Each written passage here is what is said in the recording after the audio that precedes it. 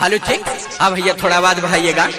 जी हाँ मेरे दोस्तों, हर साल के भांति इस साल भी नवयुवक सरस्वती पूजा समिति आप लोगों का हार्दिक अभिनंदन करती है और करती रहेगी। तो उठाइए दोनों हाथ और प्रेम से बोलिएगा सरस्वती माता की जय।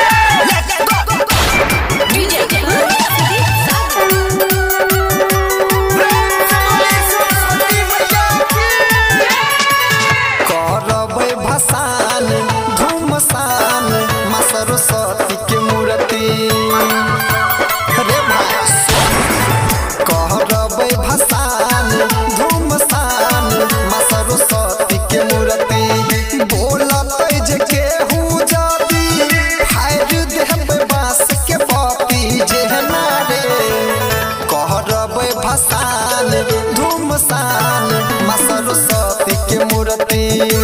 हाँ कहरबै भसान धूमसान माँ सरस्वती के मूर्ति।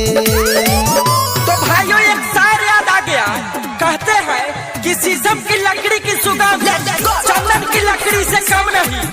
शीशम की लकड़ी की सुगंध चंदन की लकड़ी से कम नहीं। अरे पूजा तो सभी कोई करते हैं, पूजा तो सभी कोई करते हैं, लेकिन हमारा नवयुवक सरस्वती पूजा समिति भी किसी से कम नहीं।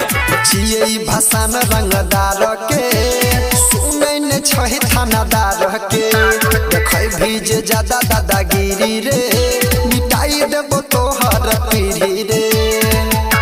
रे बौआ सुन, छियै भसान रंगदार के सुनै ने छहि थानादार के देखै भी जे ज्यादा दादागिरी रे मिटाई देबो तोहर पीढ़ी रे। बोलतै जे केहू जदी फाड़ि देबै बाँस के पपी जेहना रे करबै भसान धूमसान माँ सरस्वती के मूर्ति।